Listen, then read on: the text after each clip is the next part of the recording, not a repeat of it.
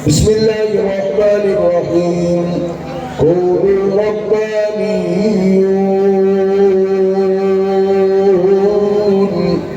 তোমরা হয়ে যাও আল্লাহ ওয়ালা তোমরা আল্লাহ ওয়ালা হয়ে যাও কোনু রব্বানিয়ুন কেন হও বিমা কুনতুম তুআল্লিমুনাল কিতাবা ওয়া বিমা কুনতুম তাদরুসুন কেননা তোমরা কোরআন নিজেরা শেখো অপরকে শেখাও নিজেরা পাঠ নাও অপরকে পাঠদান করো আমার সম্মানিত ভাইরা আমার বান্দিরা আল্লাহ পাকের ফরমান যারা কোরআন পড়বে পড়াবে কোরআনের সঙ্গে সম্পর্ক রাখবে কোরআন ওয়ালাদের সঙ্গে মহব্বত করবে আল্লাহ পাক তাদেরকে ঘোষণা দেন কুনু রাব্বানিয়ুন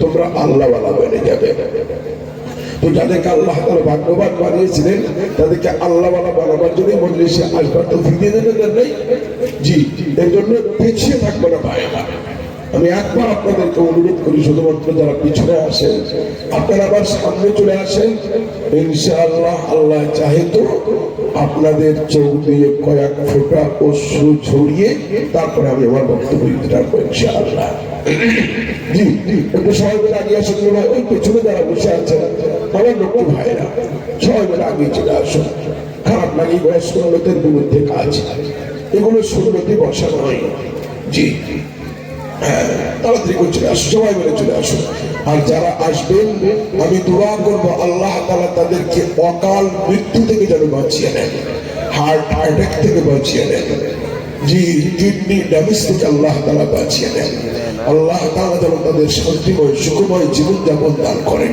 প্রাণ খুলে দোয়া করবো ইনশাআল্লাহ জি চর্চা করে আগে আসতে পারে জি ফেরেশতারা তারা আপনার আমার আমল নামায় লিখছেন আমাদের খারাপ গুলি আর আমাদের ভালো গুলি যাই হোক যারা এসেছেন তাদের মহব্বতেই ইনশাআল্লাহ কথাগুলো বলছি আমার সম্মানিত ভাইরা আমার বাপদিরা এগারো একদিক দ্বিতীয় নম্বর আপনি আমি সব থেকে বড় ভাগ্যবান আর একদিক দিয়ে কোনটা আল্লাহ রাসূল সাল্লাল্লাহু আলাইহি ওয়াসাল্লাম যিনি ইমামুল আম্বিয়া সাইয়্যিদুল আম্বিয়া সাইয়্যিদুল জিন্নি ওয়াল বাশার ইমামুল জিন্নি ওয়াল বাশার ওয়াল মালাক জি রাহমাতুল লিল আলামিন শফিউল মুযনিবিন মাহি যাবিন আকায়ে নামদার তাজদার মদিনা আহমদ মুজতবা মুহাম্মদ মুস্তাফা সাল্লাল্লাহু আলাইহি ওয়াসাল্লামের উম্মতের নরনারী আমরা এদিক থেকে আমরা বিরাট বড় ভাগ্যবান আরেকবার জোরে বলি আলহামদুলিল্লাহ জি কত বড় ভাগ্যবান আমি আপনাকে প্রমাণ করে দেবো ইনশাআল্লাহ ডাইরেক্ট হাদিস থেকে আমার ভাইরা আমার বান্দিরা আল্লাহর নবী সাল্লাল্লাহু আলাইহি ওয়াসাল্লামের দাদুর নাম কি হযরত আব্দুল মুত্তালিব আল্লাহর রাসূল সাল্লাল্লাহু আলাইহি ওয়াসাল্লামের আব্বা জানের নাম কি হযরত আব্দুল্লাহ বিন আব্দুল মুত্তালিব হুজুর আকরাম সাল্লাল্লাহু আলাইহি ওয়াসাল্লামের জননীর নাম হযরত আমিনা কোথায় আছে বিবাহ করে হযরত আব্দুল মুত্তালিবের বাড়িতে আছে হযরত আব্দুল আমি বলছি মানে কত বড় নবীর আমরা কত বড় ভাগ্যবান উম্মত দেখুন আল্লাহ রাসূল সাল্লাল্লাহু আলাইহি ওয়াসাল্লাম আমার ভাই তার জননী হযরত আমিনা রাসূল করিম সাল্লাল্লাহু আলাইহি ওয়াসাল্লামের দাদু তিনি ছিলেন কুরাইশ বংশের নেতা হাশিমি বংশের নেতা তিনি সুন্দর করে একটা আইন জারি করলেন একটা বিধান জারি করলেন মক্কা নগরীতে বিধান একটা আইন তৈরি করলেন লিখিত একটা আইন তৈরি করলেন কি আইন করলেন হযরত আব্দুল মুত্তালিব একটা আইন তৈরি করলেন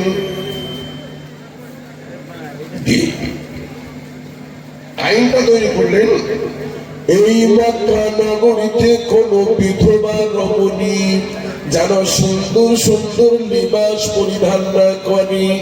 তখন থেকে আমাদের আইনটা আছে না নাই? তখন থেকে আমাদের এই আইনটা আমাদের কাছে জারি আছে।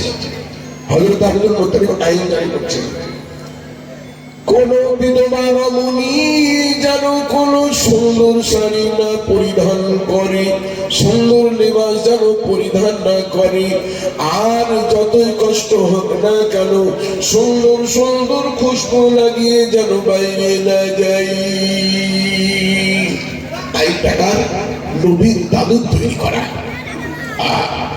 আমার ভাইরা, আমার বাপ্পিরা, মক্কা নগরীর সকলেই আইনটাকে মেনে নিলেন।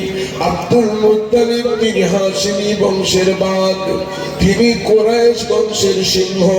এই আইনকে ভঙ্গ করার ক্ষমতা কারোর নেই। মাত্র কয়েকদিন গেছে, কয়েকদিন মাত্র এই আইনটি করা হলো। এমন সবাই 20 জন 22 জন মহিলা তারা হযরত আব্দুল মুত্তালিবের বাড়ি গেছেন।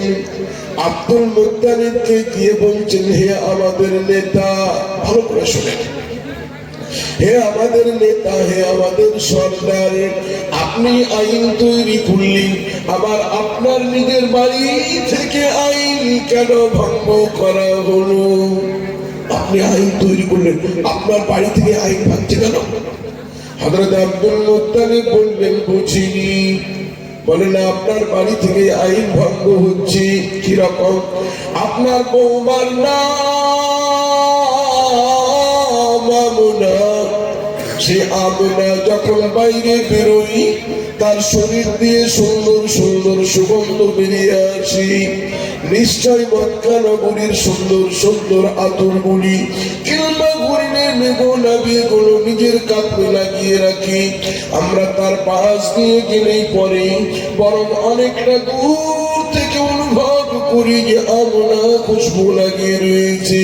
হে আব্দুল মুত্তালিব, আমাদের জন্য আইন হবে, আর আপনার বৌমার জন্য কেন আইনটি থাকবে না?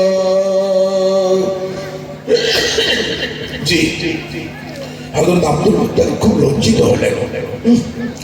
আমরা এত ভালো মেয়ে, এত ভালো বৌমা আমার, আর সে আবার আইন ভাঙবে, তা কি করে হয়?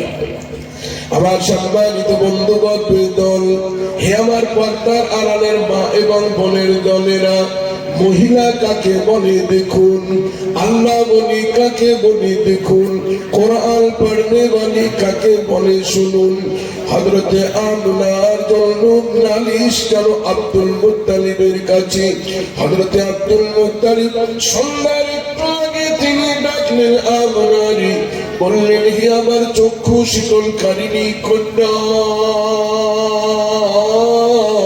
হে আমার কলিজা ঠান্ডা কান্নেবানি বৌমা, জীবনে কোনোদিন আমার সঙ্গে কোনো রকমের কোনো মতভেদ তোমার হয়নি। বেটি, আজ মক্কা নগরীর কয়েকজন মহিলা তারা আমার কাছে নালিশ নিয়ে এসেছিল, তুমি নাকি যখন কখনো বাইরে যাও তখন নাকি তোমার শরীর দিয়ে সুগন্ধ পাওয়া যায়, সেই আতর কোথা থেকে তুমি ক্রয় করলি, আর তুমি কেনই বা আমার আইনটাকে ভঙ্গ করলি বেটি? হযরতে আমনা বললেন, আব্বা দেন, হে আমার শ্বশুর আব্বা, জীবনে কোনোদিন আতর কিনতে জানি না, আর আতর ব্যবহার করিনি আমি। তবে হুজুর একটা কথা বলি, আজ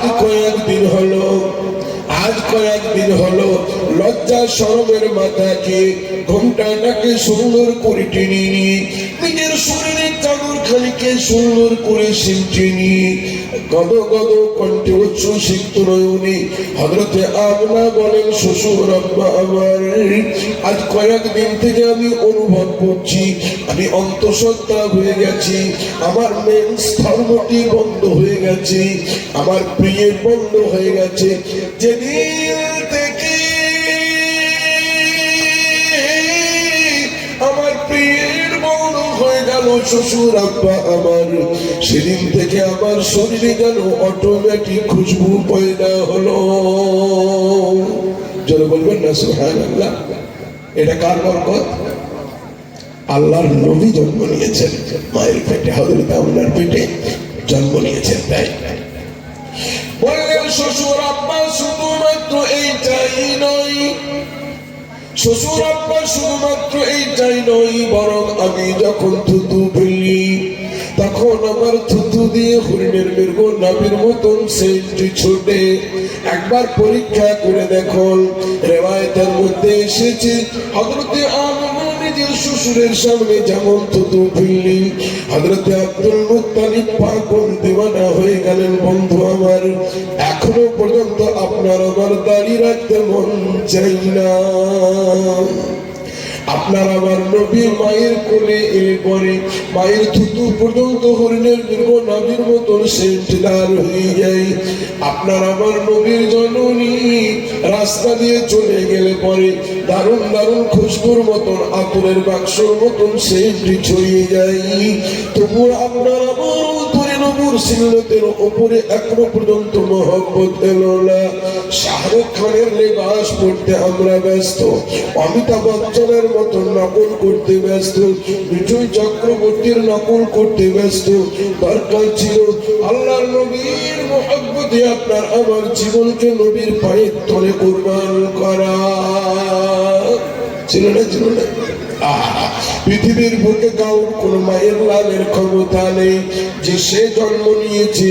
কোন একজন বিরাট বড় মনীষী জন্ম নিয়েছেন মায়ের পেটে, কোন একজন ধর্মীয় নেতা কেউ মায়ের পেটে জন্ম নিয়েছে, আর তার মুখের থুতুটি হরিণের মৃগ নাভির মতন সেন্টার হয়ে গেছে। আল্লাহর নবী ছাড়া পৃথিবীর বুকে কাউর মায়ের হয়নি। একবার চলে বলে আলহামদুলিল্লাহ। তাহলে কত বড় নবী আপনি আমি পেয়েছি। আমার ভাইরা, আমার বাপীরা, আল্লাহর নবীর ফিসালে কি যদি বলতে যাই আমি নুরুজ্জামান জিন্দেগি শেষ হয়ে যাবে। তবু আল্লাহর নবীর বড়ত্ব এবং গুরুত্ব এবং নবীর ফিসালে কি সবকিছু বর্ণনা করা যাবে না। শুধুমাত্র একটা বলি, আপনাদের অন্তরে নবীর মহব্বতটিকে পয়দা করার জন্য মাত্র একটা কথা বলি আমার ভাইরা, আমার বাপীরা। কাল কিয়ামতের আল্লাহ রাসূল সাল্লাল্লাহু আলাইহি ওয়াসাল্লাম বলেন, উম্মতের নরনারী যখন দুটো দল হবে, একটি দল জান্নাতের দরজায় দাঁড়িয়ে থাকবে, আর একটি দল জাহান্নামের রাস্তায় তারা লাইন দিয়ে থাকবে।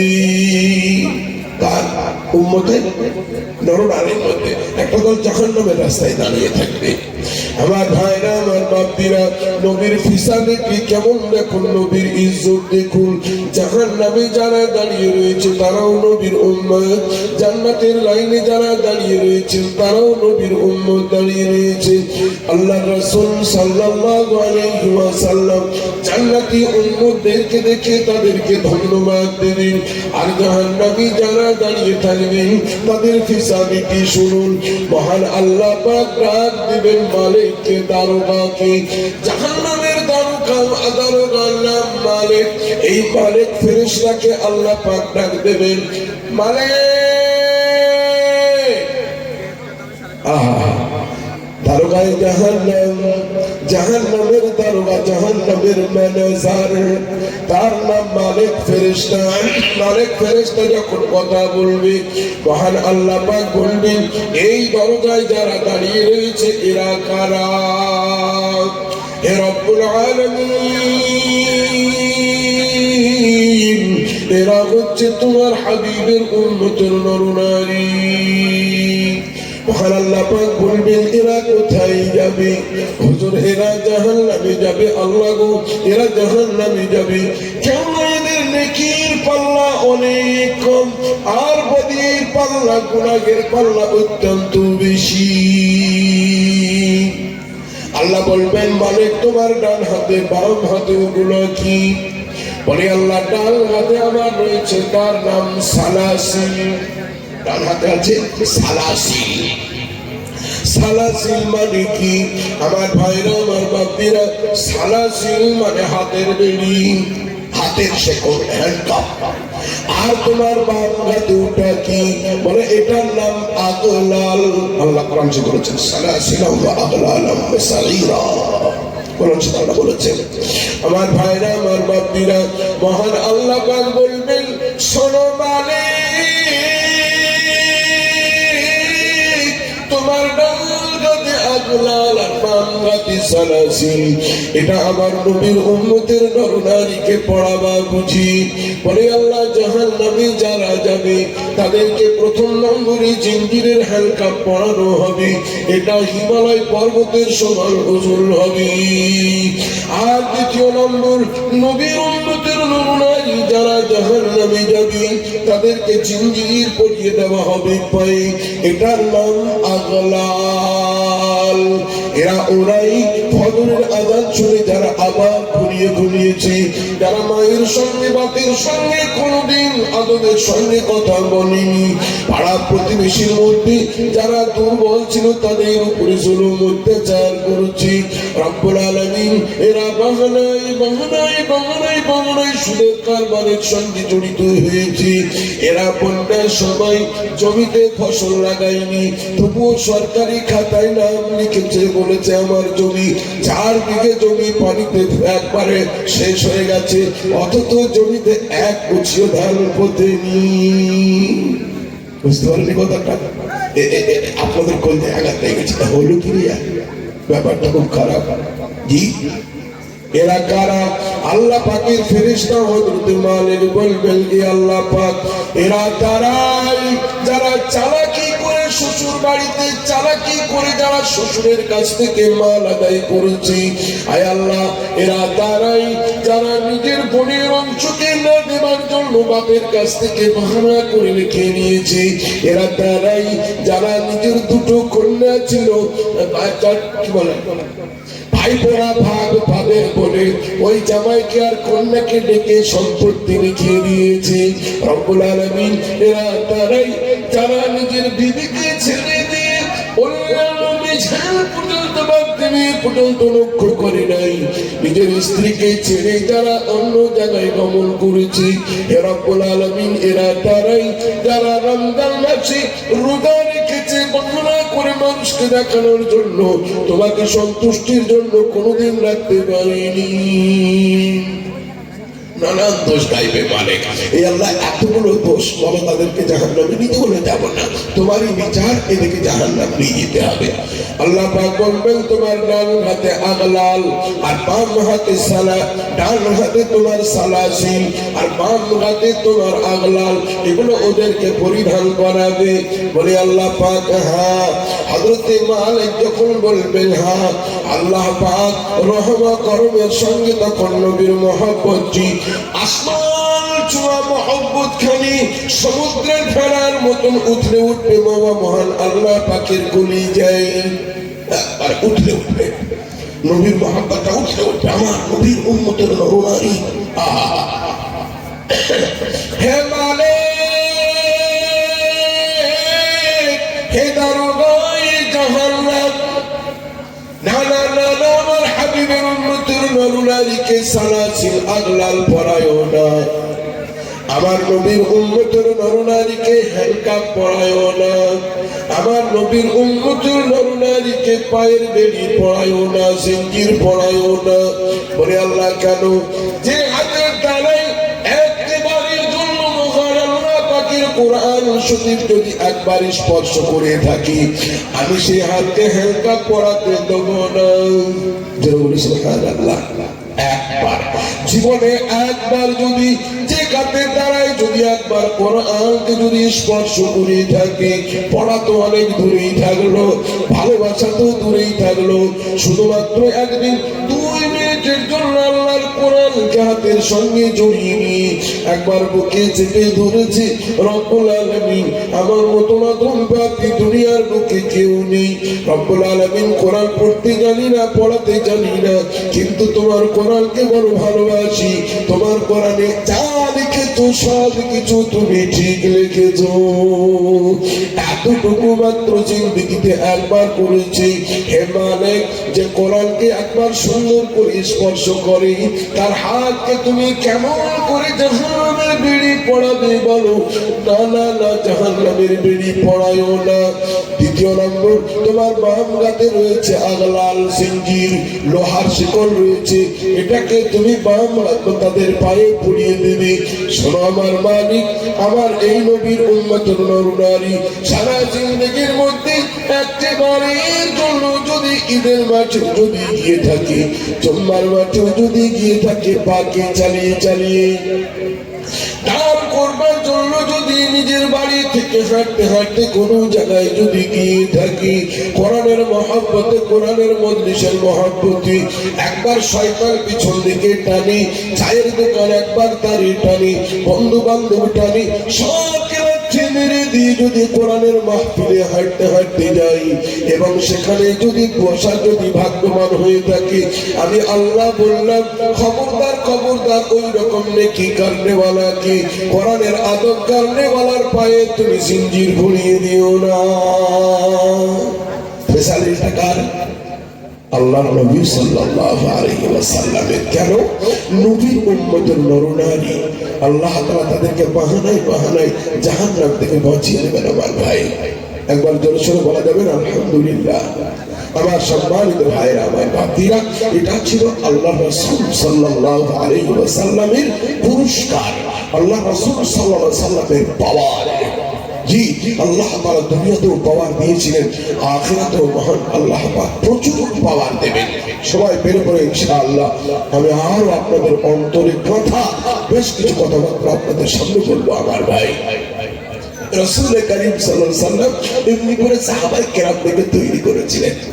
জি, আল্লাহ রাসূল সাল্লাল্লাহু আলাইহি ওয়াসাল্লাম এমনি করে তৈরি করেছিলেন। মিনিটে মিনিটে, সেকেন্ডে সেকেন্ডে হযরত জিবরাইল আলাইহিস সালাম খবর নিয়ে আসতেন। আল্লাহ, কতটুকু টাইম লাগতো হযরত জিবরাইল সাল্লামের আসমান থেকে নিয়ে জমিন পর্যন্ত আসতে? কতটুকু টাইম লেগেছে জানেন? আজ শুনেন, 1 মিনিটকে 2000 বার খণ্ডন করলে যতটুকু টাইম দাঁড়ায় সিদরাতুল মুনতাহা আল্লাহর আরশ থেকে হযরত জিবরাইলের দুনিয়ায় আসতে ততটুকু টাইম লাগে। জোরে বলে আলহামদুলিল্লাহ।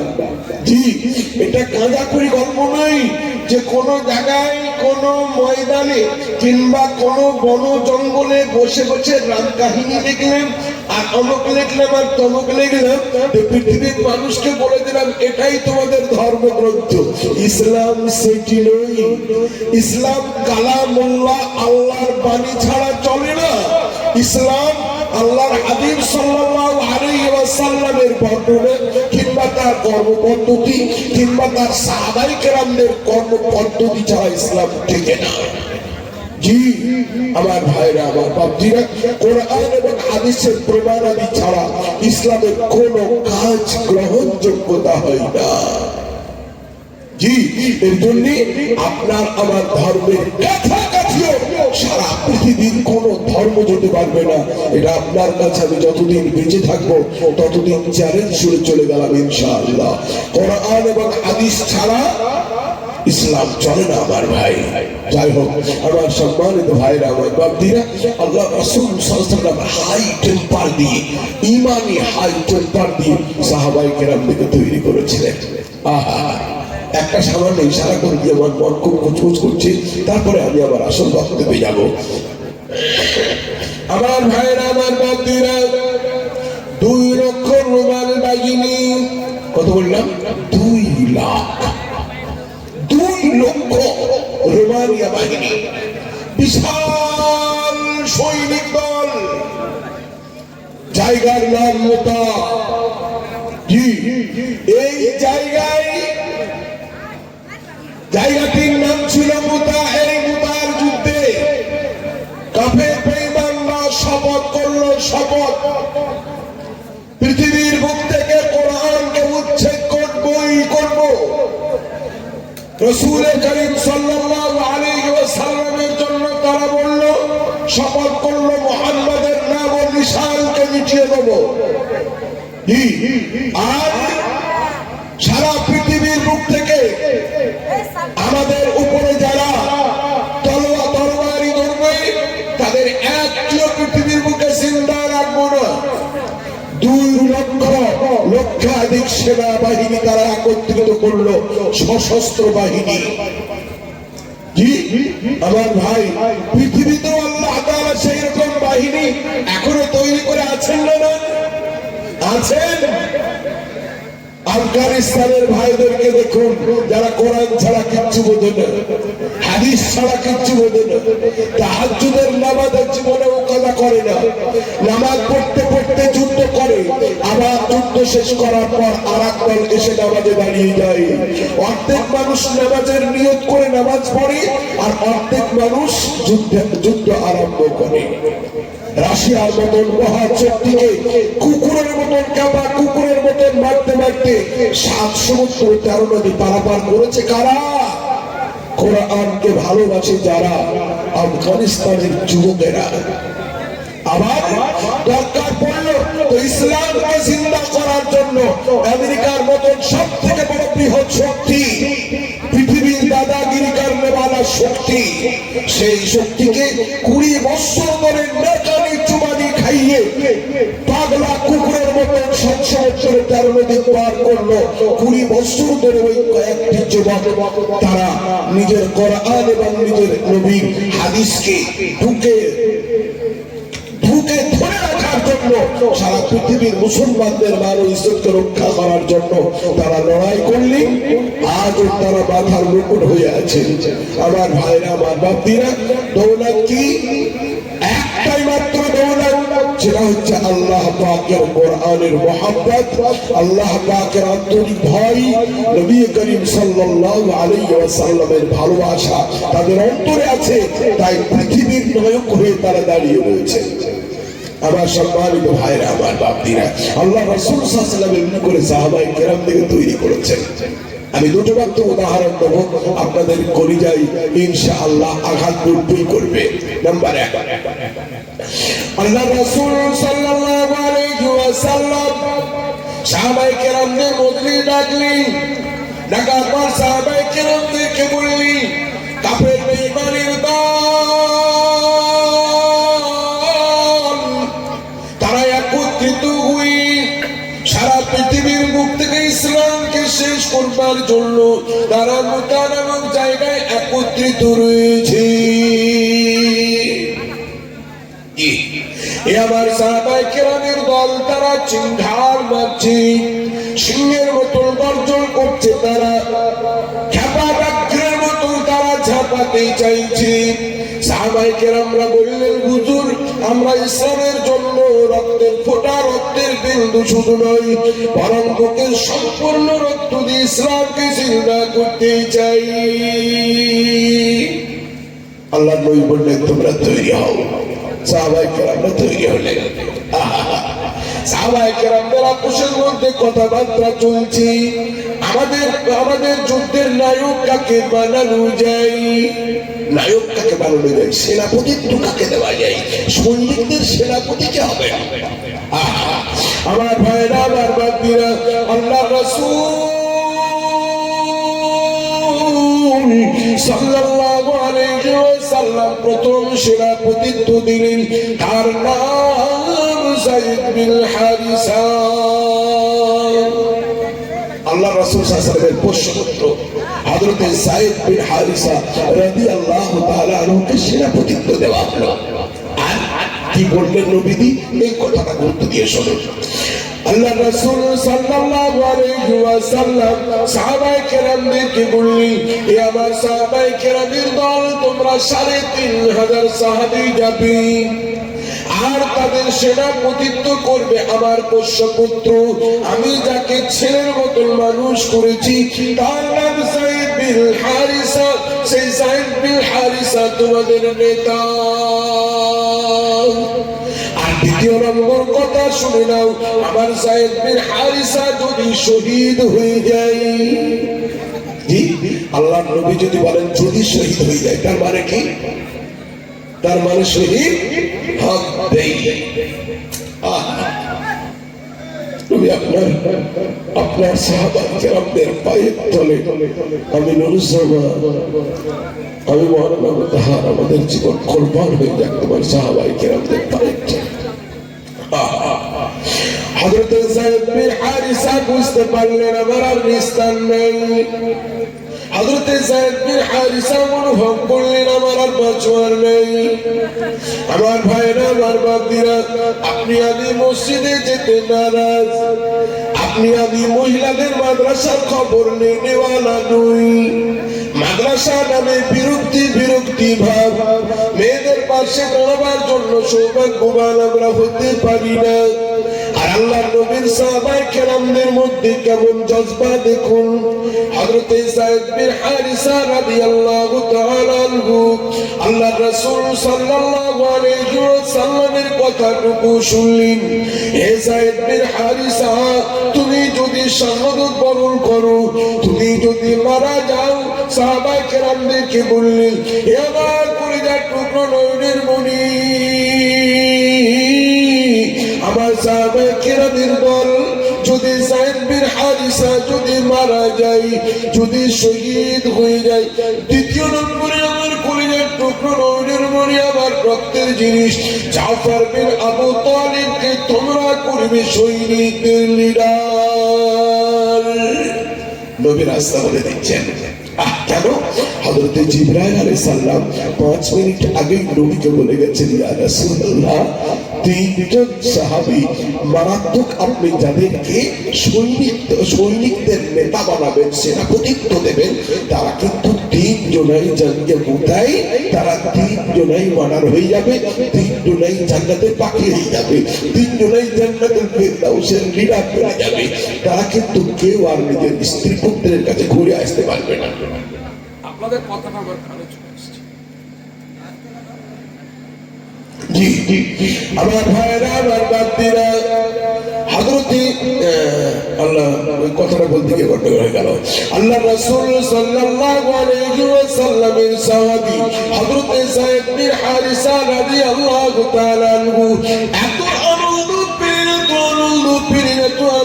পেলেন যেন চাঁদ পেয়ে গেছেন হাতি। সঙ্গে সঙ্গে মজলিস থেকে দাঁড়িয়ে গেলেন, ইয়া রাসূলুল্লাহ, হুজুর, যায়েদ বিন হারিসার মধ্যে কোনো দুর্বলতা নেই। আল্লাহর নবী বললেন, বাড়ি থেকে ঘুরে এসো। হয়তো হযরতে যায়েদ বিন হারিসা সামান্য একটু ঘুরলেন, বাড়ির দিকে পৌঁছলেন না। নবী জিজ্ঞেস করলেন, এত তাড়াতাড়ি কেমন করিনি? হযরতে যায়েদ বিন হারিসা বললেন, ইয়া রাসূলুল্লাহ, হুজুর, বিবি বাল বাচ্চার কাছে যাইনি গো নবী। নবী বলেন, কেন গেলি না?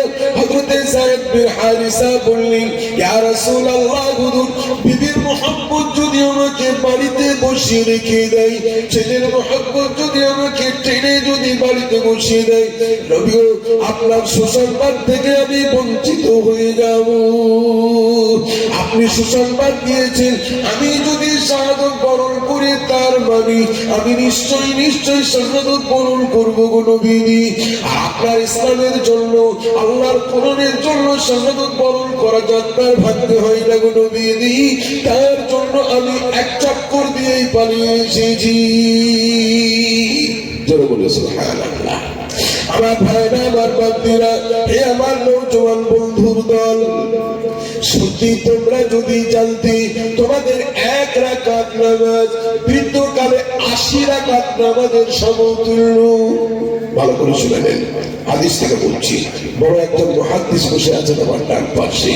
জি, মুর্শিদাবাদ জেলার জান মাদ্রাসা জলিলিয়া, সেই জলিলিয়া মাদ্রাসার মারাত্মক নহু সালফের পণ্ডিত আলেমে দ্বীন আমার কলিজার বন্ধু বসে আছেন সেখানে।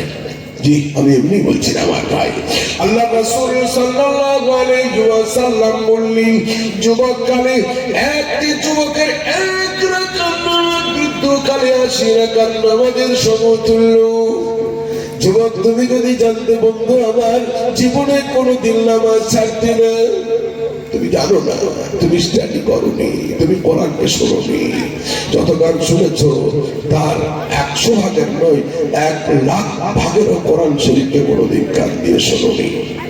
আমার ভাইরা, আমার বাপজিরা, আল্লাহ রাসূল সাল্লাল্লাহু আলাইহি ওয়াসাল্লাম বললেন দ্বিতীয় নম্বর সেনাপতিত্ব গ্রহণ করবে আমার ভাই, আমার আপন ভাই, আমার নিজের ভাই জাফর বিন আবু তালিব। নবীজির চাচাতো ভাই ছিলেন, তাও আপন ভাইয়ের মতন ভালোবাসতেন। হযরতে আলী ছিলেন এক নম্বর, হযরতে জাফর বিন আবু তালিব তিনি 10 বছরের বেশি বড় ছিলেন, হযরতে আলী কম বয়সের ছিলেন। তো ঈমান এনেছিলেন হযরতে আলী আগে, আর হযরতে জাফর বিন আবু তালিব পরে ঈমান এনেছিলেন। যাই হোক আমার ভাইরা, আমার বান্দিরা, আল্লাহ রাসূল সাল্লাল্লাহু আলাইহি ওয়াসাল্লামের কলিজা ছিঁড়ে যায় জাফর বিন আবু তালিবকে কথাটি বলতে গিয়ে নবী আমার কেঁদেই ফেললেন। হাদিসের মধ্যে এসেছে ও মুফাসসিরিনে কিরাম বলে গিয়েছেন হযরতে জাফর বিন আবু তালিবের কথা বলতে গিয়ে আল্লাহ রাসূল সাল্লাল্লাহু আলাইহি ওয়াসাল্লামের চক্ষু দিয়ে অশ্রুর বন্যা বয়ে চলে গেল। গদ গদ কণ্ঠে ভাঙা ভাঙা গলায় আল্লাহর নবী বললেন, হে আমার জাফর বিন আবু তালিব, ওই জাঙ্গে মুতাই তুমি দ্বিতীয় নম্বরে সেনাপতিত্ব গ্রহণ করবে। সাহাবায়ে কেরামদেরকে বললেন নবী কেঁদে কেঁদে, হে আমার সাহাবায়ে কেরামের দল, আমার কলিজার টুকরো নয়নের মণি জাফর বিন আবু তালিব যদি শাহাদাত বরণ করে, যদি শহীদ হয়ে যায়, তার ছেলেরা যদি এতিম হয়ে যায়, তার বিবি যদি বিধবা রমণী সেজে যায়, সঙ্গে সঙ্গে তোমরা তৃতীয় নম্বর কাউকে সেনাপতিত্ব দেবে, তারও নাম আমি নবী বলে গেলাম। আল্লাহর নবী বললেন জাফর বিন আবু তালিব যদি শহীদ হয়ে যায়, তৃতীয় নম্বরে সেনাপতিত্ব গ্রহণ করাবে, তার নাম আব্দুল্লাহ বিন রাওয়াহা। আল্লাহ রাসূল সাল্লাল্লাহু আলাইহি ওয়াসাল্লাম তিনজনের নাম বললেন, তার নাম বললেন আব্দুল্লাহ বিন রাওয়াহা রাদিয়াল্লাহু তাআলা আনহু। আমার ভাইরা, আমার বাপজিরা, হযরতে জাফর বিন আবু তালিব বুঝে নিয়েছেন, হযরতে জাফর বিন আবু তালিব তিনিও বুঝতে পেরেছেন। আসহামা বিন আবরাদ শাহে নাজ্জাশীর দেশে তিনি বেশ কয়েক বছর যিনি ছিলেন এবং ইসলামের বিরাট বড় খিদমত করেছেন। আল্লাহর নবী সাল্লাল্লাহু আলাইহি ওয়াসাল্লাম যখন মদিনায় গেলেন, আসহামা বিন আবরাদ শাহে নাজ্জাশীর সঙ্গে বন্দুকতালি পাঠিয়ে তাকে ঈমান গ্রহণ করিয়ে তারপরে হযরতে জাফর বিন আবু তালিব সপ্তম কিংবা অষ্টম হিজরির শেষের দিকে তিনি মদিনায় চলে এসেছিলেন। লম্বা কিসসা। যাই হোক আমার ভাইরা, আমার বাপজিরা, হযরতে জাফর বিন আবু তালিব তিনিও বুঝতে পারলেন আমারও বাঁচবার নাই। আল্লাহ রাসূল সাল্লাল্লাহু আলাইহি ওয়াসাল্লাম যখন বলেছেন আমি যদি শহীদ হয়ে যাই, এই যদিটা নবীজি সাল্লাল্লাহু আলাইহি ওয়াসাল্লামের বলার একটা ক্যাপাসিটি ছাড়া কিছু নয়, তার মানে আমিও শাহাদাত বরণ করবো, আমিও শহীদ হয়ে যাবো। আমি আমার 5 জন ছেলেকে আর দেখতে পাবো না। আমি আমার স্ত্রী আসমা বিনতে উমাইস রাদিয়াল্লাহু তাআলা আনহা, হযরত জাফরের স্ত্রীর নাম কি ছিল? আসমা বিনতে উমাইস রাদিয়াল্লাহু তাআলা আনহা। আমি আসমার সঙ্গে দ্বিতীয়বার আর মোলাকাত করতে পাবো না। আমার ভাইরা, আমার বাপজিরা, হযরতে জাফর বিন আবু তালিব মজলিস থেকে উঠলেন, আল্লাহর নবীকে বললেন, ইয়া রাসূলুল্লাহ লাব্বাইক ওয়া সাদাইক, ইয়া রাসূলুল্লাহ ইসলামের জন্য জীবন দেওয়ার জন্য আমি তৈরি। আল্লাহ রাসূল সাল্লাল্লাহু আলাইহি ওয়াসাল্লাম বললেন তৃতীয় নম্বর সেনাপতিত্ব গ্রহণ করবে, তার নাম আব্দুল্লাহ বিন রাওয়াহা। আমার ভাইরা, আমার বাপজিরা, সাহাবায়ে কেরামরা পৌঁছলেন সেখানে। সর্বপ্রথম হযরতে যায়েদ বিন হারিসা সেনাপতিত্ব গ্রহণ করলেন। যুদ্ধের দামামা বেজে উঠল, হাজার হাজার বেঈমানদেরকে জাহান্নামে রশিদ করলেন 2 তরবারিতে। শেষ পর্যন্ত হযরতে যায়েদ বিন হারিসা তিনি মার্ডার হয়ে গেলেন, শাহাদাত বরণ করলেন। সঙ্গে সঙ্গে ইসলামের পতাকা উত্তোলন করলেন। আল্লাহ রাসূল সাল্লাল্লাহু আলাইহি ওয়াসাল্লামের চাচাতো ভাই হযরতে জাফর বিন আবু তালিব তিনি এবার ইসলামের পতাকা উত্তোলন করলেন। আমার ভাই, তারপরে হযরতে জাফর বিন আবু তালিব তিনিও শাহাদাত বরণ করলেন। কিছুক্ষণ পরে খুব বিশাল লড়াই চললো। কাফির বেঈমানেরা অনুভব করলো এ পাহলওয়ান কোথা থেকে এলো, এ তো কাউকে মানে না। আসলে নবীজির রক্ত তার শরীরে প্রবাহিত ছিল, তাই হযরত জাফর বিন আবু তালিব যুদ্ধের পাশা পাল্টে দিলেন।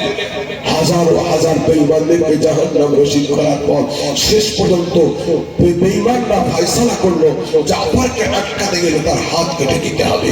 ডান হাত কাটা গেল, বাম হাত কাটা গেল, কাটা দুইখানি হাতে গলার সঙ্গে বুকের সঙ্গে জড়িয়ে ধরে তাও ইসলামের কালেমা লেখা নবীজির দেওয়া পতাকাকে উত্তোলন করিয়ে রাখলেন। শেষ পর্যন্ত তার যখন গর্দানটিকে কেটে দেওয়া হলো, হযরত জাফর বিন আবু তালেবের হাত থেকে এই পতাকা পড়ে যাওয়ার আগে আগে হযরত আব্দুল্লাহ বিন রাওয়াহা রাদিয়াল্লাহু তাআলা আনহু তিনি পতাকা উত্তোলন করলেন, তাকবীরের ধ্বনি দিলেন, নারে তাকবীর। আলহামদুলিল্লাহ।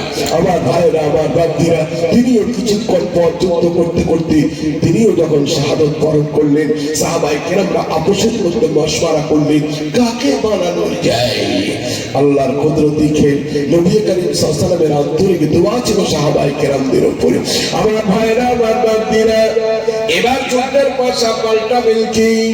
কাকে যুদ্ধের ময়দানের নেতা বানানো হবে, কাকে কমান্ডার বানানো হবে? এবার কমান্ডার বলেন বিশ্বজয়ী কাফের বেঈমানদের কলিজাকে কাঁপানেওয়ালা, কাফের বেঈমানদের কলিজা কাঁপতে যাকে দেখলে পারে। আমার ভাইরা, আমার বাপজিরা, আল্লাহ তাআলা যার জন্য ইশারা করে বলেছিলেন সাইফুম মিন সাইফিল্লাহ, আল্লাহর তরবারির মধ্যে একটি তরবারি। আল্লাহ রাসূল সাল্লাল্লাহু আলাইহি ওয়াসাল্লামের প্রিয়তম সাহাবী তার নাম খালিদ বিন ওলীদ। একবার জোরে বলি নারে তাকবীর। হযরত খালিদ বিন ওলীদ রাদিয়াল্লাহু তাআলা আনহুকে সেনাপতিত্ব দেওয়া হলো। যুদ্ধের পয়সাকে এমন করে পাল্টে দিলেন, লক্ষ লক্ষ বেঈমানদেরকে কচু কাটা করলেন। আর ৩,৫০০ সাহাবায়ে কেরামদেরকে মাত্র ৩ জনকে শাহাদত বরণ করিয়ে সকলকে সুহালের সম্মানের সঙ্গে ইসলামের পতাকা উত্তোলন করে মদিনার বুকে যিনি আসতে সক্ষম হয়েছিলেন তিনি ছিলেন তখনকার বিশ্ববীর হযরত খালিদ বিন ওলীদ রাদিয়াল্লাহু তাআলা, যাকে বলা হতো সাইফুম মিন সাইফিল্লাহ। জোরে বলি আলহামদুলিল্লাহ। তিনি বেঁচে থেকে ৩ জন সাহাবী তারা সকলেই চলে গেলেন। লম্বা কিসসা। আমার সম্মানিত ভাইরা, আমার বাপজিরা, রাসূল করিম সাল্লাল্লাহু আলাইহি ওয়াসাল্লাম এমনি করে তৈরি করেছিলেন। আমি আরেকটা দুটো কথা বলবো যেটা আপনাকে আজ নিশ্চয়ই ইসলামের মর্যাদা, কোরআনের মর্যাদা এবং কোরআন কাকে বলে, ইসলাম কাকে বলে, সাহাবী কাকে বলে, আমরা ইসলামকে পেয়েছি কাদের কাছ থেকে, সেইটাকে সঠিকভাবে আজ বুঝে আসবে ইনশাআল্লাহ। আল্লাহ রাসূল সাল্লাল্লাহু আলাইহি ওয়াসাল্লাম তৈরি করেছিলেন কেমন করে, দেখুন সাহাবায়ে কেরামদেরকে কেমন করে তৈরি করেছিলেন। আজ আমি আপনাদেরকে নতুন নতুন সাহাবীর নাম শোনাবো। জি, আমার হযরত বলছে, হযরত আজ নতুন কথা বলবো একবারে। জি, একজন সাহাবীর নাম ইমরান বিন হুসাইন রাদিয়াল্লাহু আনহু। কি নাম? ইমরান বিন হুসাইন রাদিয়াল্লাহু তাআলা আনহু। জি, নবীজি কেমন করে তৈরি করেছেন সাহাবায়ে কেরামদেরকে দেখুন। আল্লাহ রাসূল সাল্লাল্লাহু আলাইহি ওয়াসাল্লামের কলিজার টুকরো নবীর মনি হযরত ইমরান বিন হুসাইন, তার একটি অসুখ ছিল। আপনার আমার সামান্য মাথা কাদা করে একটু বৃষ্টি হলে পরে বাহানা করি জামাতে নামাজ পড়তে, আর যেমন আজকে আজকে ছেলে কাদা হয়ে গেছে, কাদা। জি, আসল সাহাবায়ে কেরামদের কেমন কলিজা ছিল শুনতে করে একবার। আল্লাহ রাসূল সাল্লাল্লাহু আলাইহি ওয়াসাল্লামের সাহাবী হযরত ইমরান বিন হুসাইন রাদিয়াল্লাহু তাআলা আনহু একটা কঠিন থেকে কঠিন অসুখ ছিল। এমন অসুখ কোনো সাহাবী ছিল না। সেই অসুখটার নাম হচ্ছে সুস।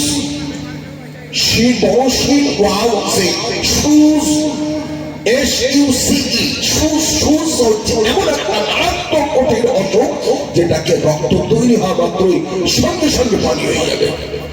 এই অসুখটা ছিল নবীজির একজন সাহাবী হযরত ইমরান বিন হুসাইন রাদিয়াল্লাহু আনহু। বাস সাহাবীর পাও চলতো না, হাত চলতো না, দিল দিমাগ ঠিক মতন চলতো না, শরীর একদম নড়াচড়া বন্ধ হয়ে গেছিল। আমার ভাই 15 বছর ধরে কষ্ট কষ্ট পাচ্ছিলেন তিনি, কিন্তু একটি বারের জন্য আল্লাহর কাছে নালিশ ছিল না। কোনদিন আল্লাহর কাছে নালিশ করেননি, হে আল্লাহ আপনি আমাকে এত কষ্ট দিচ্ছেন, রব্বুল আলামিন কি অন্যায় করেছে আল্লাহ, কেন এত পরীক্ষা করছো? না, কোন নালিশ নেই আল্লাহর কাছে।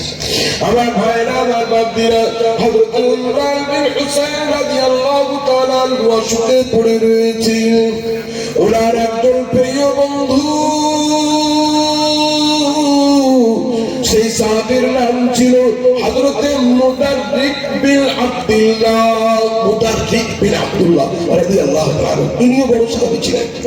রিওয়ায়াত করেন এর জন্য এনাদের নামগুলো বড় কিতাবের মধ্যে আসেনি, কিন্তু বিরাট বড় একজন আল্লামা, আল্লামা ইবনুল কাইয়িম রাহমাতুল্লাহ আলাইহি, তিনি তার কিতাব মাদারিকুস সালিকিন ফি মানাজিলি ইয়্যাকা না'বুদু ওয়া ইয়্যাকা নাস্তাঈন, কিতাবটির এত বড় নাম মাদারিকুস সালিকিন ফি মানাজিলি ইয়্যাকা না'বুদু ওয়া ইয়্যাকা নাস্তাঈন।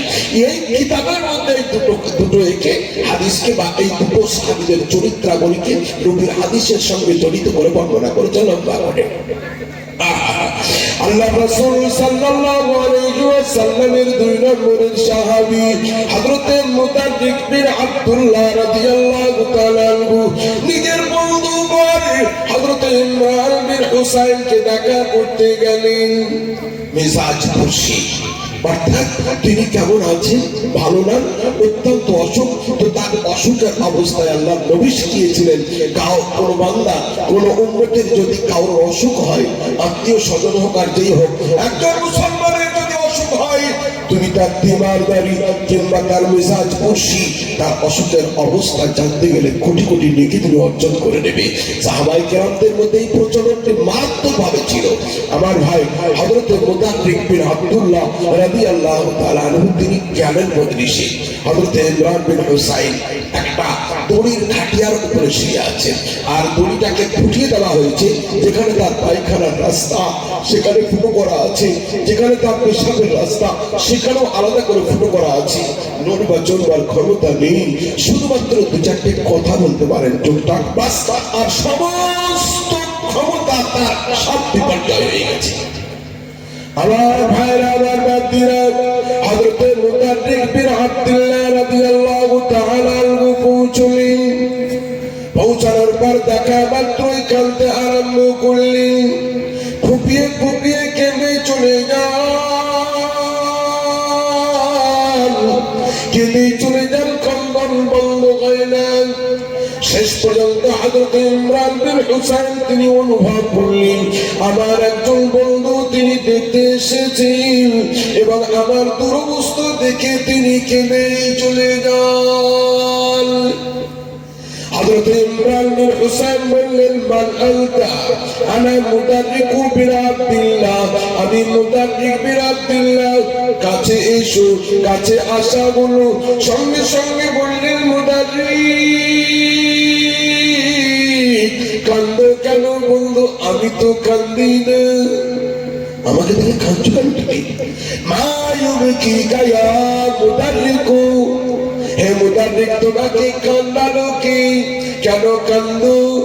হযরত মুদাররিক বিন আব্দুল্লাহ বলেন, আপনার অবস্থা দেখে কান্দি।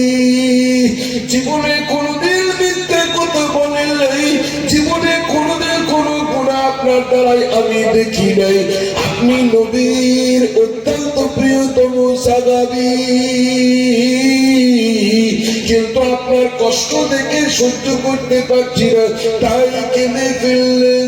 হযরত ইমরান বিন হুসাইন বললেন, কেঁদো না বন্ধু, ক্রন্দনটাকে বন্ধ করো আর আল্লাহর কাছে নালিশ করো না। আমার কাছে মাত্র দুটি কথা শোনো বন্ধু, আমি আল্লাহ পাকের তরফ থেকে তোমাকে উত্তর দিই বন্ধু। মহান আল্লাহ পাক তিনি ভালোবেসে আমার জন্য যে অবস্থায় রাখতে তিনি ভালোবাসেন, তেমনি করে রেখে দিয়েছেন, আমার আপত্তি নাই। জোরে বলবেন না সুবহানাল্লাহ। আল্লাহ আমাকে যেমন ভালোবেসেছেন তেমনি রেখে দিয়েছেন। সঙ্গে সঙ্গে কি বললেন? এই দলিল দিচ্ছেন, হে মুদাররিক তুমি কি আইনুল নবীর শোনো নাই, মুতারিক 18 বছর ধরে আইয়ুব নবী এমন তার চরিত্র হয়ে গেল, এমন তার সহ্য সবর ছিল। পোকাগুলি শরীর থেকে নেমে গেলে পরে মাটি থেকে পোকাগুলিকে ধরে নিতেন, টানতে টানতে নিজের মাংসের ভিতরে আবার ভরে দিতেন, আবার ক্ষত ঘায়ের মধ্যে ভরে দিতেন, এক্সেমার মধ্যে ভরে দিতেন। আর পোকাগুলি শুনতে পেত কে পেত না আল্লাহ জানেন, তাদেরকে শুনিয়ে শুনিয়ে বলতেন, তোরা আমাকে যত খাবি তত আমি ভাগ্যবান বেড়ে যাব। আই কেউ পালিয়ে যাস নে, আমাকে আরো কষ্ট দে, আমাকে আরো কষ্ট দে, আমাকে যত কষ্ট দিবি আমি আল্লাহর দরবারে তত বড় ভাগ্যবান হয়ে যাব। একবার জোরে বলে সুবহানাল্লাহ। আমার ভাইরা, আমার বাতিরা, হে মুদারিক, তুমি কি জানো না আইয়ুব নবীর ঘটনা? হযরতে মুদারিক বিন আব্দুল্লাহ চুপ হয়ে গেলেন, আর কিছু বলতে চান না। বললেন, মুদারিক আমার মুখের কাছে এসো, কানে কানে দুটো কথা বলে তোমার জীবনে বিরাট বড় পরিবর্তন আসবে। আর শোনো, দ্বিতীয় নম্বর একটি কথা বলবো বন্ধু, আমার মৃত্যু পর্যন্ত সেই কথা কাউকে তুমি বলতে পারবে না। আগে ওয়াদা করো, আমি যতদিন বেঁচে থাকবো ততদিন পর্যন্ত সেই কথা তুমি কাউকে বলবে না। হযরত মুদারিক বিন আব্দুল্লাহ ওয়াদা করলেন, বন্ধু তুমি যতদিন বেঁচে থাকবে আমি কাউকে কথা বলবো না। কুরবান যাই সাহাবায়ে কেরামদের কদম তলে। হযরত ইমরান বিন হুসাইন রাদিয়াল্লাহু তাআলা আনহু বললেন, মুদারিক শোনো, সারা রাত্রি যখন রাত্রি গভীর হয়ে যায়, সারা পৃথিবী যখন নিঝুম রাত্রিতে ঘুমন্ত অবস্থায় ঘুমন্ত পুরীতে চলে যায়, জানো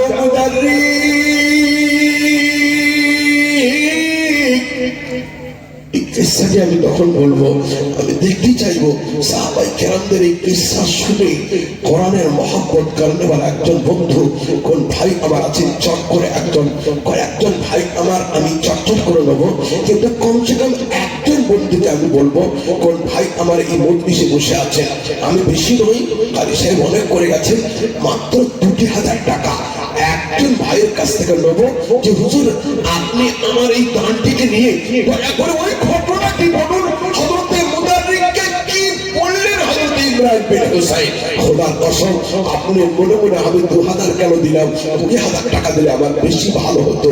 তাই আমি একবার তকবীরের ধ্বনি দেবো, চট করে একজন ভাই আমার তিনি দাঁড়িয়ে বলবেন, আমি ইনশাআল্লাহ আমার যতই কষ্ট হোক আমার কারণে আপনি ওই হাদিসটাকে পরিপূর্ণ বলবেন, আমাদের কলিজা ঠান্ডা হয়ে যাবে। ঠান্ডা না হলে আমি নুরুজ্জামান 2000 এর বদলে 10,000 টাকা জরিমানা দেবো ইনশাআল্লাহ। একজন বন্ধু আমার, কোন ভাই আমার আছেন কোরআনের মহব্বতে দিলওয়ালা বন্ধু, তারপরে আপনাকে আমি অন্য হাদিস শোনাবো ইনশাআল্লাহ। মাত্র 2000 টাকার দাতা, একবার জোরে সোরে বলি নারে তাকবীর। একজন ভাই, একজন বন্ধু, মাদ্রাসার কর্মীদের মধ্যে কিংবা আমার শ্রোতা মণ্ডলীর মধ্যে কোন একজন ভাই আমার বলবেন, হুজুর আমি আমি আল্লাহ রাসূলের মহব্বতে এবং এই হযরতে ইমরান বিন হুসাইন যিনি এত কষ্ট পাচ্ছিলেন তবুও তিনি একটি মারাত্মক কথা বলে গেছেন যেটা আমাদের জীবন কাহিনীকে ঠান্ডা করে দেয়, তো আমি ইনশাআল্লাহ 2000 টাকা দেবো ইনশাআল্লাহ।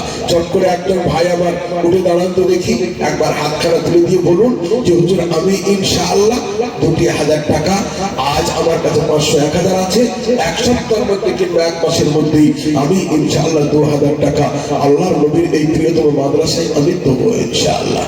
জি তাড়াতাড়ি, খুব তাড়াতাড়ি। একজন মা আমার দিয়ে রাখেন তো, একজন মা আমার হযরত বড় মানুষ, দোয়ার কোয়ালিটি শুনেছেন, আমি ছোট মানুষ, আমার কাছ থেকে একবার দোয়ার কোয়ালিটি শুনেন না ইনশাআল্লাহ।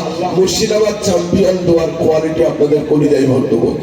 একজন মা আমার 2000 টাকা একটু করলে দেখুন, কিংবা একজন ভাই আমার মা বাপ আত্মীয় স্বজন দাদু দাদি যারাই দুনিয়ার মুখ থেকে চলে গেছেন, তাদের পিছের তলার কাপড়গুলি নতুন হয়ে আছে না ধুলো হয়ে গেছে, পচে গেছে না পচে জি চকচক করে ইনশাআল্লাহ নিজেকে তৈরি করে ফেলবেন। আমার ভাইরা, আমার বান্দিরা, আল্লাহ রাসূল সাল্লাল্লাহু আলাইহি ওয়াসাল্লামের সাহাবী হযরত ইমরান বিন হুসাইন রাদিয়াল্লাহু তাআলা আনহু তিনি বললেন, শোনো মুদাররিস, আমি শেষ জীবনে তোমাকে একটি কথা বলে যাই, বলবো আমার সেই কথাটি আমি মৃত্যু না হওয়া পর্যন্ত যেন কাউকে কোনোদিন বলো না।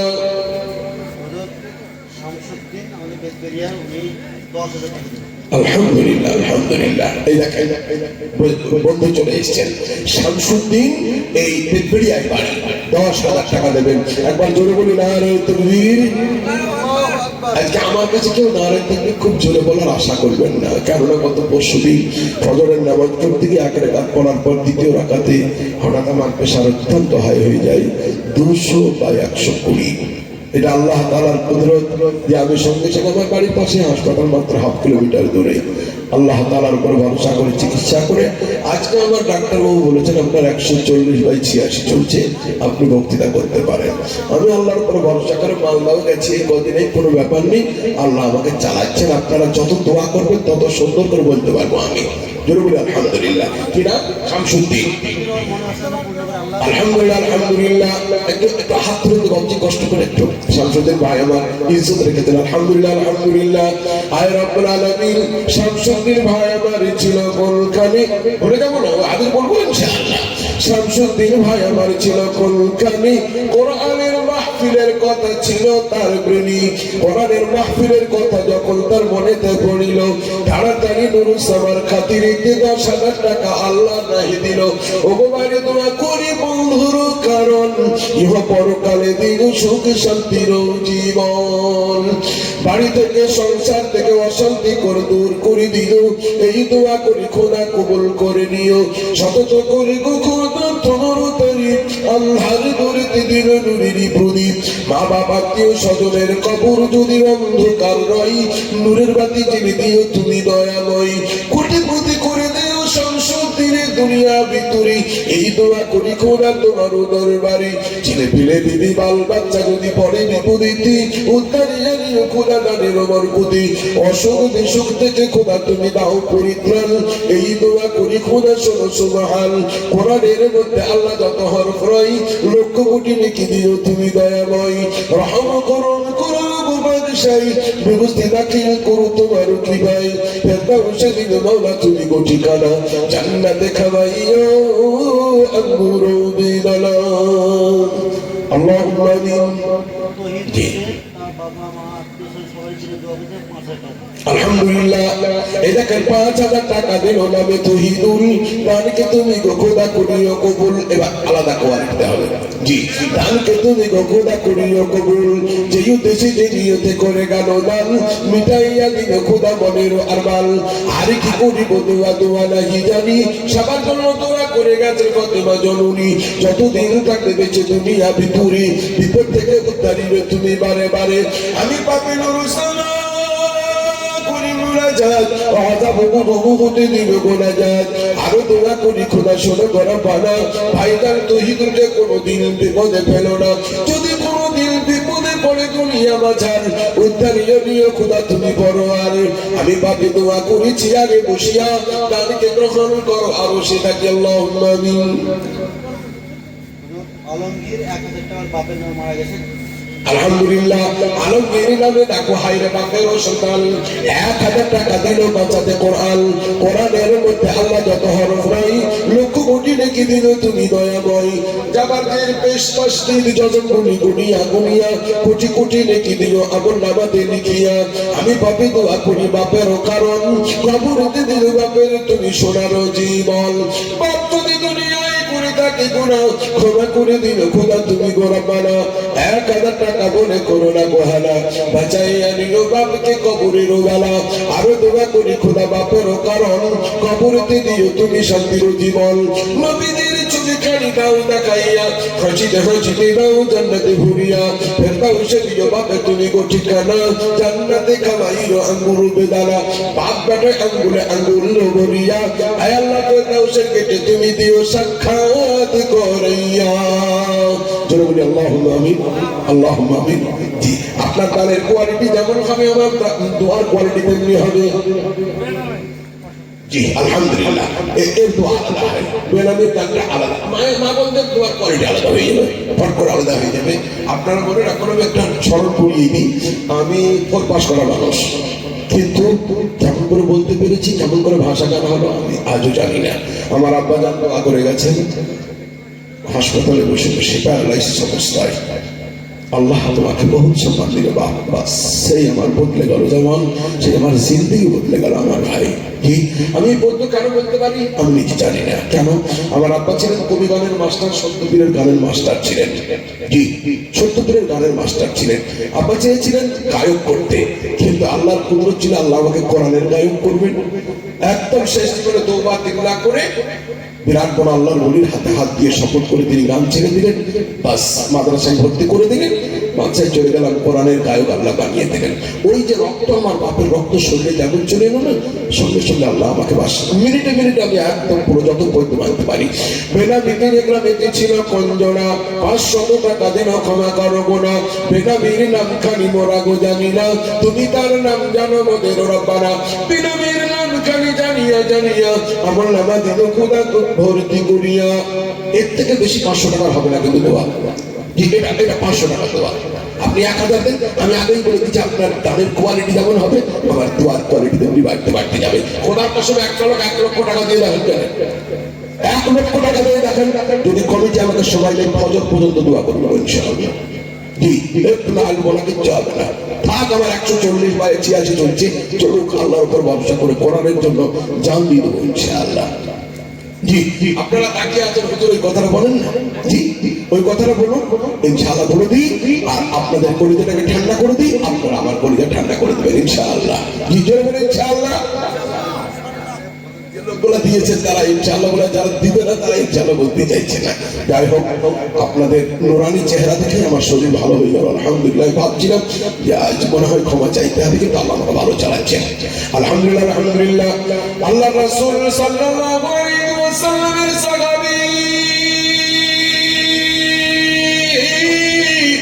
হযরত ইমরান বিন হুসাইন রাদিয়াল্লাহু তাআলা আনহু বললেন, মুদাররিক বন্ধু আমার, কেন না, আমি একটি কথা বলে যাই যেন আমার জীবন পর্যন্ত জীবন দশায় কোনোদিন বলো না। শপথ করলেন, না না না বলবো না। বললেন, মুদাররিক শোনো,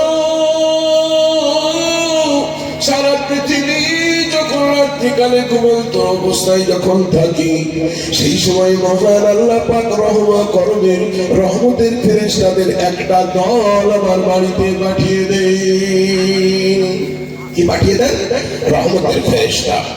আমি সঙ্গে সঙ্গে অনুভব করি, আমার বাড়িতে ঘরে আমি রয়েছি, এই ঘরের চারিপাশে তারকার মতন জলজল জলজল করে ওঠে। আমাকে তারা সালাম দেয়, আমি তাদের সালামের উত্তর দিই। বন্ধু, সালাম দেওয়ার পরে তারা আমার ডান পাশে বাম পাশে সবাই বসে পড়ে। কেউ আমার মাথা টেপে, কেউ আমার চুলগুলি সুন্দর করে চিরুনি দিয়ে সুন্দর করে সাইজ করে দেয়, কেউ আবার হাতে মুখে সুন্দর করে শরীরে খেদমত করে, কেউ আবার পা টেপে, কেউ আবার ঘাড়গুলিকে চেপে দেয়, পুরো শরীরটাকে সুন্দর করে মেসেজ করে দেয়। এরা আল্লাহর ফেরেশতা। ফজরের আযান যখন হয়ে যায় রে বন্ধু, সেই সময় রহমতের ফেরেশতাগুলি আবার তারকার রাশির মতন টিমটিম করে জ্বলতে জ্বলতে একে একে সালাম দেয় আমাকে, আর তারা আমার ঘর থেকে বেরিয়ে চলে যায়। আর যাবার সময় তারা বলতে বলতে যায়, হুজুর চললেন, আবার ইনশাআল্লাহ রাত্রি হলেই আপনার খেদমতের জন্য আমরা হাজির হব। মুদাররিক হাতে ধরে বলি, বন্ধু আমার এই গুপ্ত খবরটি কাউকে জানাও না, খবরদার জানাইও না, জানাইও না। আমার আল্লাহর উপরে কোনো লালিশ নেই। আল্লাহ যদি যে অবস্থায় ভালো চেয়েছেন তেমনি অবস্থায় আমাকে ফেলে রেখেছে, কিন্তু আল্লাহ দুনিয়াতে এত বড় পুরস্কার আমাকে দিয়েছে। আর 2 বছর 10 বছর যদি আমি সহ্য সবর করতে পারি, জানি না আমার আল্লাহ পাক কোন জায়গায় কত বড় সম্মানী জায়গায় আমাকে পৌঁছে দেবেন। এর জন্য মোতাবেক আমার ভেতরকার গুপ্ত খবর কাউকে বলো না। জোরে বলবেন না সুবহানাল্লাহ।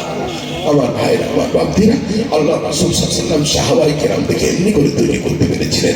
নবীজির কাজগুলো সাহাবায়ে কেরামরা দেখতেন আর ঠিক ওইগুলোকে নকল করার আপ্রাণ চেষ্টা করতেন। আমার সম্মানিত ভাইরা, আমার বাপদিরা, এবার আপনারা যারা 500 টাকা 1000 দিয়েছেন, 10,000 যে ভাই দিলেন, সে ভাইয়ের অন্তরটাকে খানিকটা ঠান্ডা না করলে কেমন করে হয়? আল্লাহ রাসূল সাল্লাল্লাহু আলাইহি ওয়াসাল্লামের ডায়ের হাদিস বলছি, ডায়ের হাদিস বলছি। আল্লাহ রাসূল সাল্লাল্লাহু আলাইহি ওয়াসাল্লাম বসে রয়েছেন। এমন সময় একজন গরীব সাহাবী তিনি চলে এসেছেন। আল্লাহ নবী সাল্লাল্লাহু আলাইহি ওয়াসাল্লামকে বলেন, ইয়া রাসূলুল্লাহ, হুজুর ওই জায়গায় আমার বাড়ি।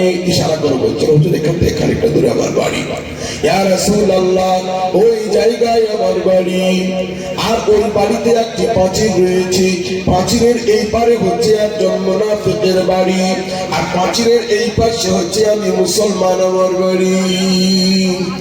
ইয়া রাসূলুল্লাহ, হুজুর আমার ওই পাঁচিলের ধারে ওই বেঈমানদের একটি খেজুরের গাছ রয়েছে।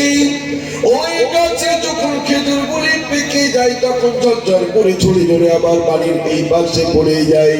আমার বাচ্চা বাচ্চা ছেলেগুলি ওই খেজুরগুলি কুড়িয়ে কুড়িয়ে খায়। ইয়া রাসূলুল্লাহ, হুজুর আমি চাই আমার ছেলেরা যেন হারাম না খাই।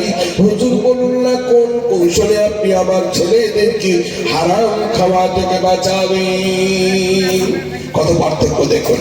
মরণের পুকুরের যদি পানি কি ভিজে যায়, মরণের পানি যদি মাছগুলো যদি খেপে যায়, তো আমরা ছেলেদের হাতে জাল তুলে দিই, বসে আছে ছোট লোকের বাচ্চা কাটাকা গোটা 10 লাখ মাছ ধরে পাটপা করে পাট গুলা করে দিলে আর বসে আছে, তোর দ্বারা কিচ্ছু হবে না। আমি ভালো লাগে না দেখতে কটা মাছ দিলে আমরা ছেলেদেরকে উৎসাহ দিয়ে হারাম মাল হারাম মাছ বাড়িতে নিয়ে আসবি, বাস। আরে কারেন্টটাকে ঠিক করতে পারা গেল না? এই প্রত্যেক মাসে 3,000 টাকা দিতে পারা যায় নাকি? কারেন্টটাকে ঠিক ফজলা বুঝতে পেরেছি আমার বাপ চাইছে মিটারের কানেকশনটাকে কেটে দিয়ে আমি চোরাই কানেকশন যেমন করে হোক না করে দিয়ে কারেন্টের বিলটাকে কমিয়ে দিই। আর আল্লাহ কোরআনে বলছেন, কারেন্ট বিল কমাবি, তোর বাপের 14 পুরুষের ক্ষমতা নাই জান্নাতের দরজা তুই জীবনে দেখতেও পাবি না। এইবার আমি বলেছি আগে আপনাকে কলিজায় আঘাত করে দেবো আমি। কি কারেন্ট চুরাই করা কারেন্টে আপনি ওযু করবেন, তাতে নামাজ হবে না, ওযু হবে না। ইফতার করবেন, রোজা আপনার ঝুলন্ত পাখির মতো ঝুলবে, একটি রোজা কবুল হবে না। কারণ আল্লাহ রাসূল সাল্লাল্লাহু আলাইহি ওয়াসাল্লাম বলেন, হারাম মাল খেও না, নয় হারাম মালের গন্ধ যেখানে থাকবে না সেখানে তুমি যেও না। কারণ হারাম মাল ভক্ষণ করলে পরে তার ইবাদত বন্দেগী কিচ্ছু আল্লাহর দরবারে কবুল হবে না। এইবার ভাবুন, যারা যারা কারেন্ট চোরাই করে আর যারা যারা এপিএল হওয়া সত্ত্বেও বিপিএল এর নাম লিখিয়েছে, তারাও আজকে ভাববেন, আর পঞ্চায়েতের মেম্বারও ভাববেন, ডিলার সাহেবও ভাববেন, সবাই ভাববেন আজকে। জি, একটু ভাববেন কি করছি আমরা, কি করা উচিত।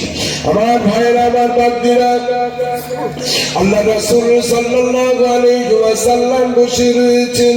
গরীব সাহাবী তিনি নালিশ করলেন, ইয়া রাসূলুল্লাহ আমার ছেলেদেরকে হারাম খেজুর খাওয়া থেকে বাঁচিয়ে দিন। আল্লাহ রাসূল সাল্লাল্লাহু আলাইহি ওয়াসাল্লাম বললেন, গাছটি কার? অমুক জনের ডেকে আনো, তারে ডেকে আনা হলো। আল্লাহ রাসূল সেই মুনাফিককে বললেন, তোমার নাম কি? হুজুর আমার নাম অমুক। সে মুনাফিক, মুসলমানদের ভাড়াই চাই না। আজিম শেখ স্ত্রী বেঁচে আছে, মরে গেছে। আলহামদুলিল্লাহ, আলহামদুলিল্লাহ। আয় রব্বুল আলামিন, আমার বড় ভাই জান আজিম শেখ ভাই আমার ছিল কলকানি, 500 টাকা দান দিল স্ত্রীর নামে। কিন্তু না করিব খোদা সহধর্মিনীর কারণ, কবরেতে দিও তার সুখেরই জীবন।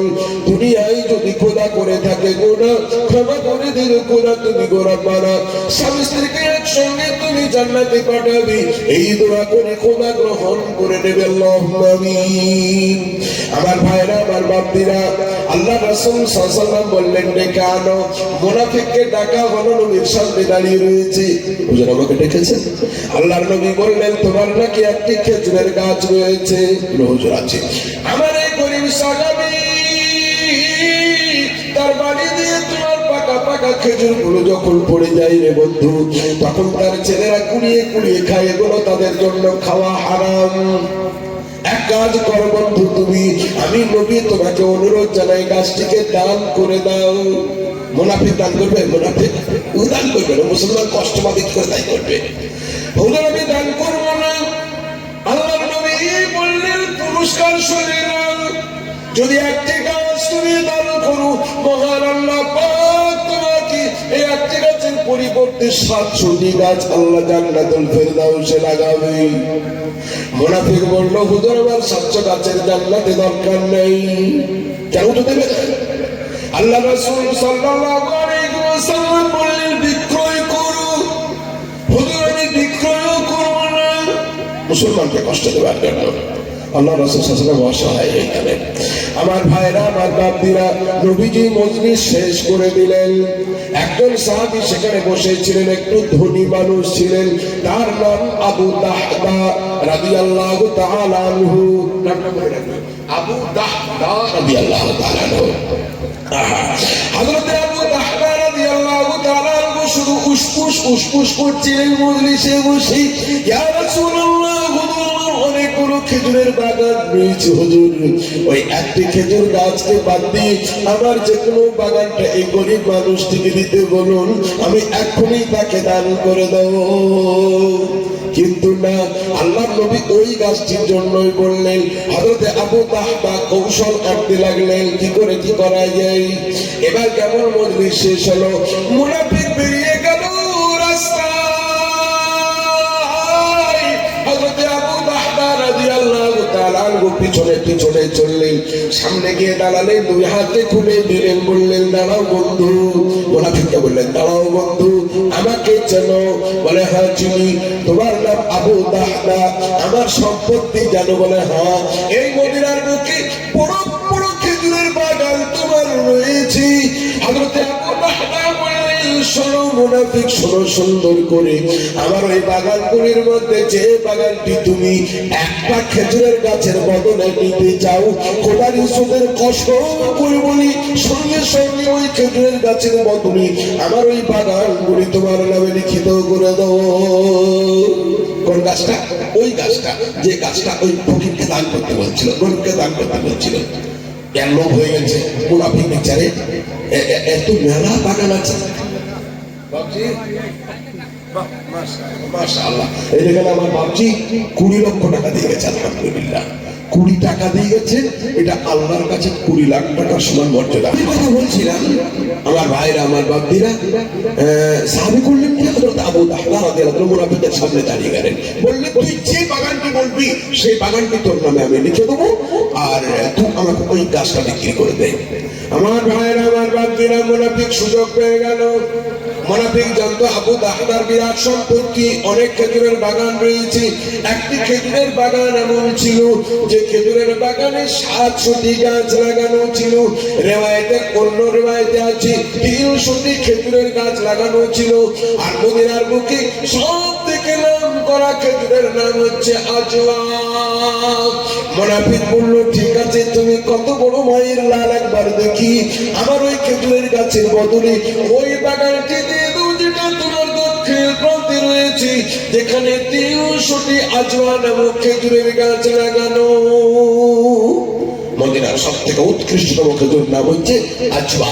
ওই আজওয়া খেজুরের গাছ যেখানে লাগানো আছে, এইখানে কত বড় মায়ের লাল, আমার ওই একটা খেজুরের গাছের বদলে দাও, লিখে দাও, তোমার 300টি গাছ আছে ওখানে। হযরত আবু দাহদা রাদিয়াল্লাহু তাআলা আনহু হেসে ফেলেছেন, কোথা কোথাকার, খোদার কসম করে বলি, শুধু 300টি গাছ কেন, আমার জিন্দেগির যতগুলো বাগান ছিল সব বাগানগুলি যদি তোর খেজুরের গাছের বদলে যদি চাইতে রে বেঈমান, আমি তোর পদতলে সবগুলো লিখিত করে দিতাম। যদি বলি সুবহানাল্লাহ, মনে মনে তাই বলছেন। ঠিক আছে, কথা হয়ে গেল। বলে হ্যাঁ, লিখিত করে দাও। লিখিত হলো। ওই একটি গাছের বদলে সঙ্গে সঙ্গে আজওয়া নামক খেজুরের গাছের ওই বাগানটি আমাকে দিয়ে দেবে। সব লিখে দেওয়ার পর তিনি হাসতে হাসতে নবীর দরবারে চলে আসছেন। আল্লাহ রাসূল সাল্লাল্লাহু আলাইহি ওয়াসাল্লামের কাছে চলে এসেছেন। আল্লাহর নবী বললেন, কি ব্যাপার আবু দাহদা, এত খুশি কেন?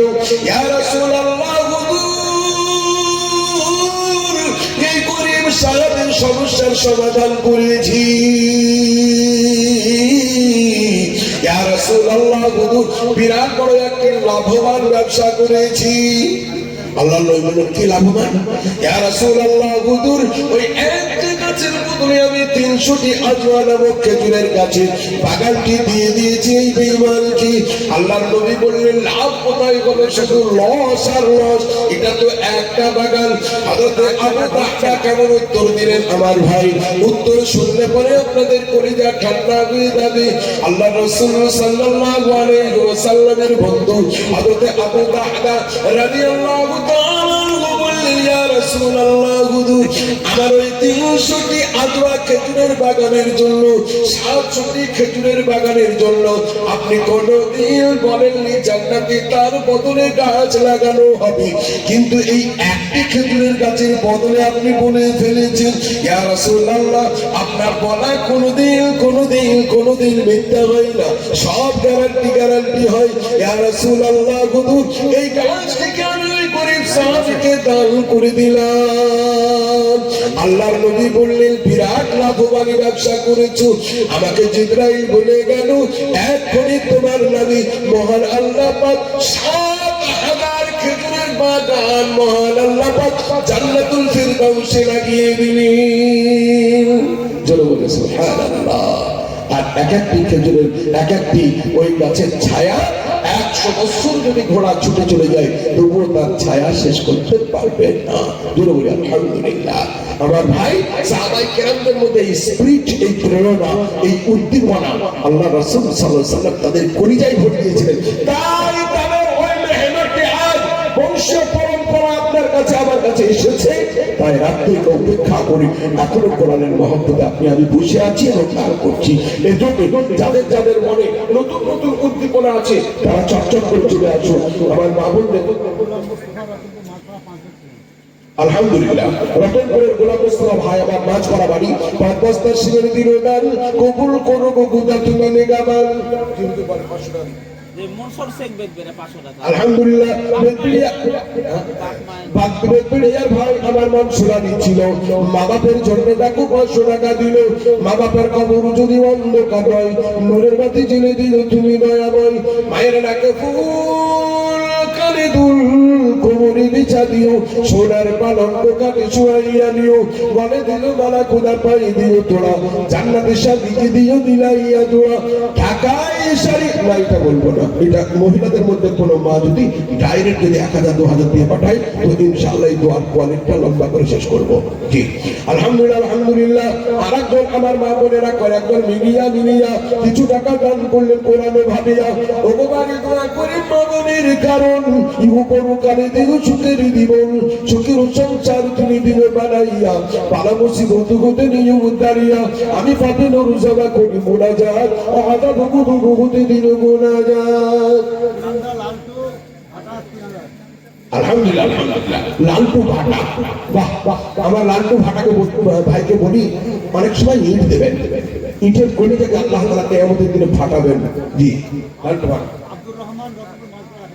আব্দুর রহমান মানপাড়া থেকে মা বাপের জন্য 1000 টাকা দিয়েছেন। আলহামদুলিল্লাহ। লালটু ভাটার মানিক ভাই আমার ছিল গঞ্জনা, 3000 টাকা দিল, ক্ষমা করব না কিন্তু করিব খোলা বন্ধু, কারণ ইহু পরকালে দিও সুখের জীবন, সুখের সংসার তুমি দিও বানাইয়া, ভালো মুসিবত হতে নিয়ে উদ্ধারিয়া। এই ভাইটা লালটু আমার যদি এক গাড়ি যদি ইট দিতেন, তোমার কোয়ালিটি কত লম্বা হতো? ইজাদ শেখ সতীঘাটা থেকে 200 টাকা, ইমানে আমানে খুদা করে দিও পাকা। বাস আল্লাহ 200 টাকা দোয়ায়। মাওলানা বুরহানুদ্দিন ভাই আমার মাঝ পাড়ার ইমামতপুরে ছিল কিনা ছিল টাকা দানে বোঝা গেল 1000 টাকা দিল খোদার রাহিতে দানকে কবুল করো আর সহিতে আমি পাকে নরুসামা করে মুনাজাত আজাদ গুদুগুতে দিল মুনাজাত। আরেকজন ভাই আমার দিল টাকা 20 না, এটা আপনার ভাই, কিন্তু আপনাকে এই দোয়া দেওয়া হবে না, না বড় ভাই বলতেও পারি, একটু মজাক করে ঠাট্টা করে আর কি। আমার ভাইজান বড় ভাইজান আমার এখানেতে বসিয়া দিল টাকা 20, আল্লাহ তার বিবিকে তাড়াতাড়ি করো না গো বুড়ি। জি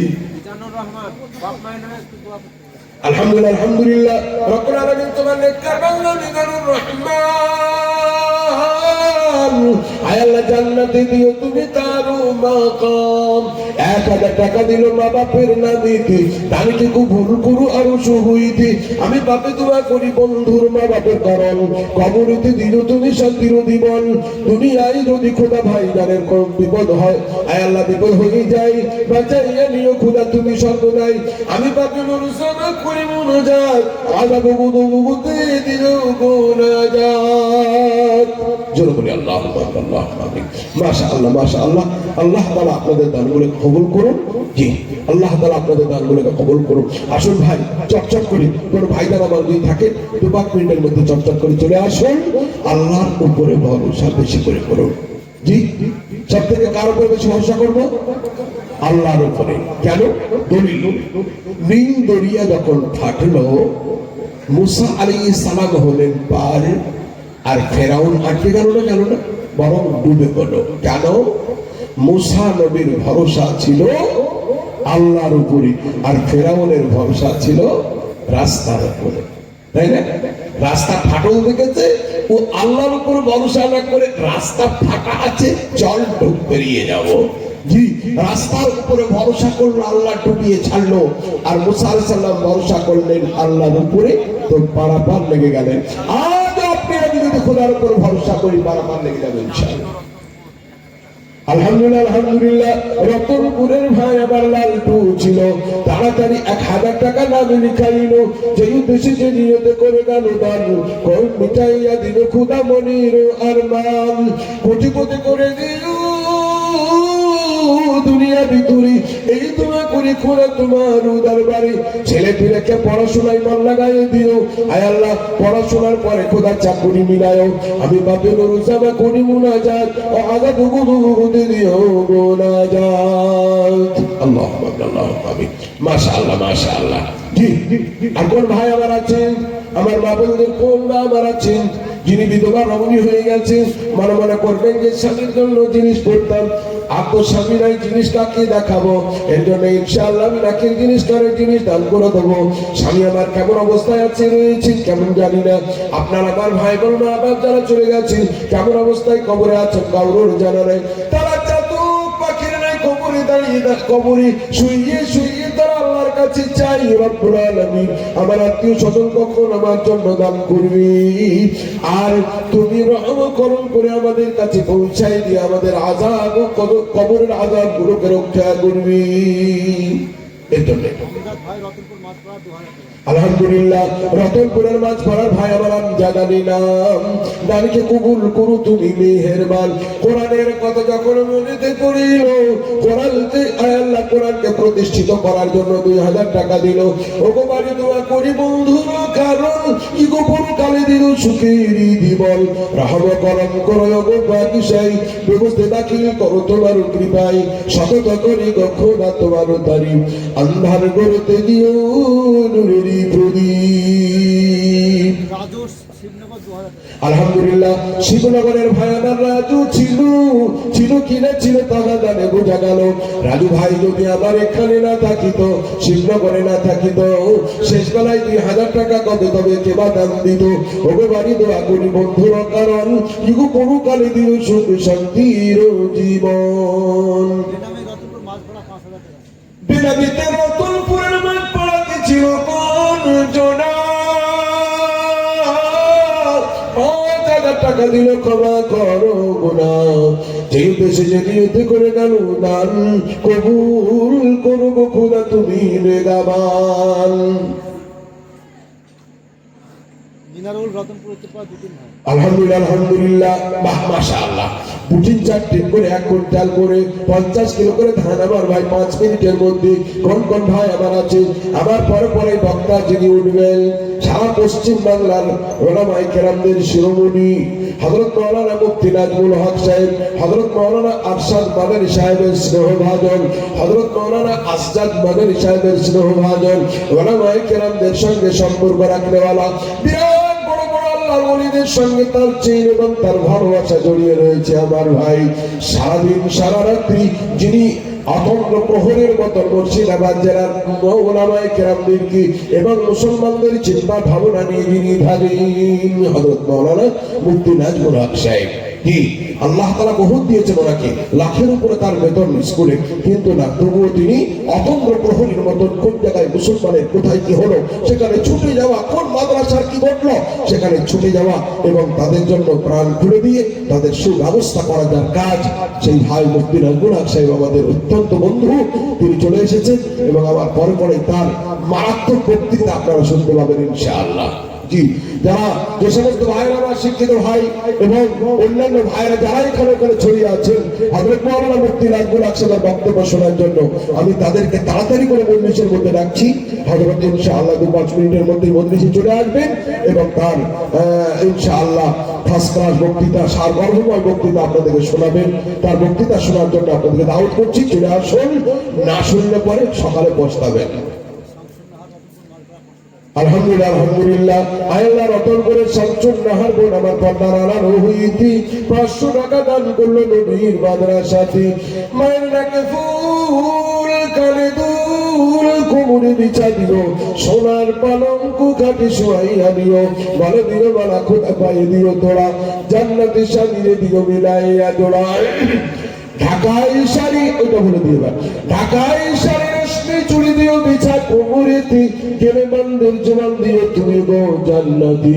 আরো দোয়া করি খোদা শোনো গো রাব্বানা, বলতে খোদা তুমি কিয়ামতের দিনে গো ভুলো না। আল্লাহুম্মা আল্লাহুম্মা আমিন। বাসেরা দেওয়া বলছি আমার রতন কোথা বাড়ি, রতনপুর মাঝপাড়াই বাড়ি।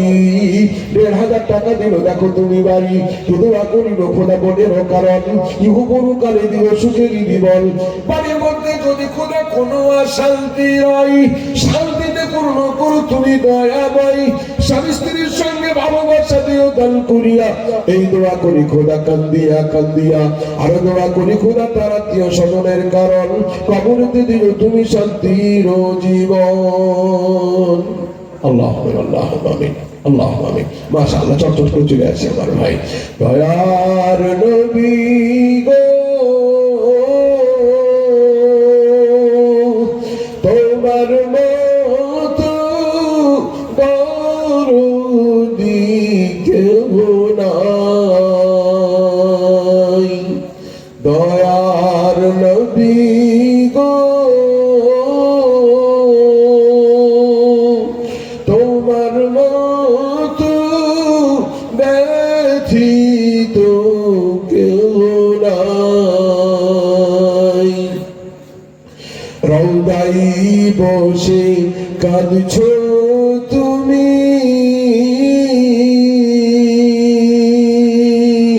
উম্মতের ব্যথায়,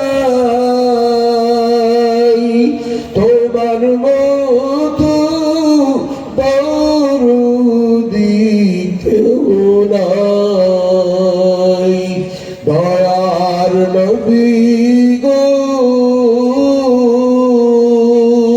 তোমার মতো দরদি কেউ নাই।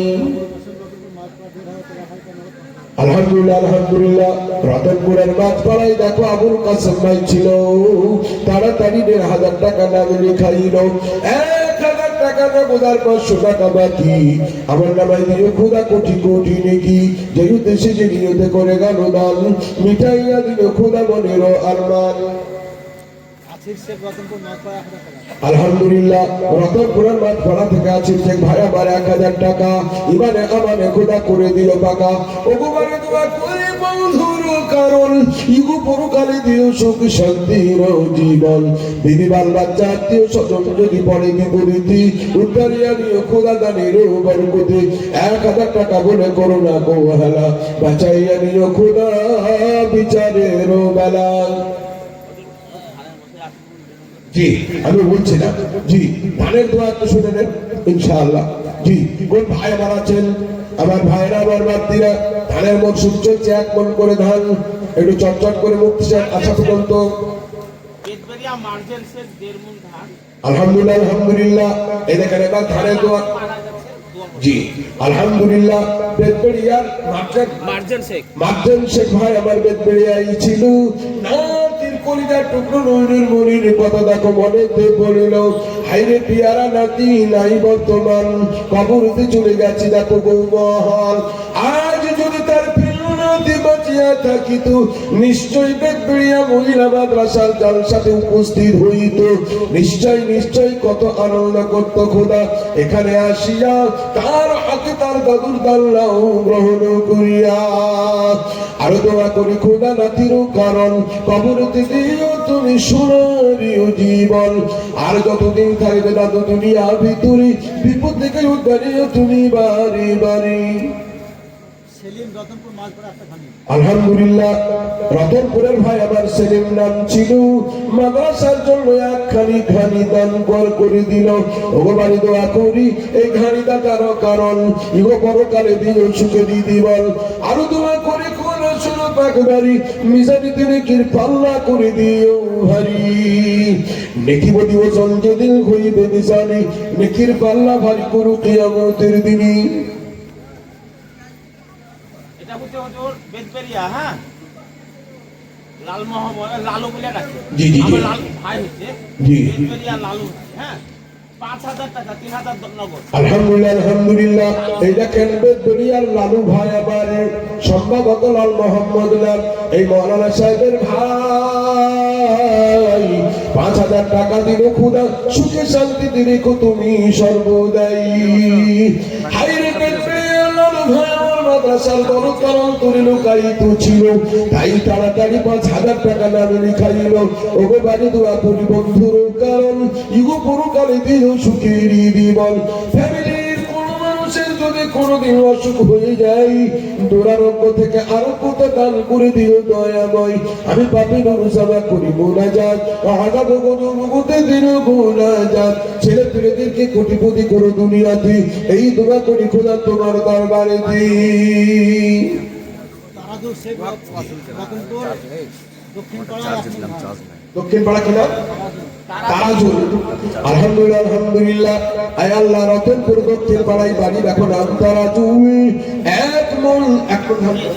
1 মণ ধান দিল খোদা করিও কবুল 1 মণ ধানের মধ্যে যত দানা রই লক্ষ কোটি নেকি দিল তুমি দয়াময় ধানে আয় আল্লাহ আরো দোয়া করি খোদা তোমার কাছে দি বরকত নাযিল করো ধানের জমিতে শুধু দিও খোদা তার জমিতে ধান আর ধান দিও না খোদা তুমি গো পাতাল।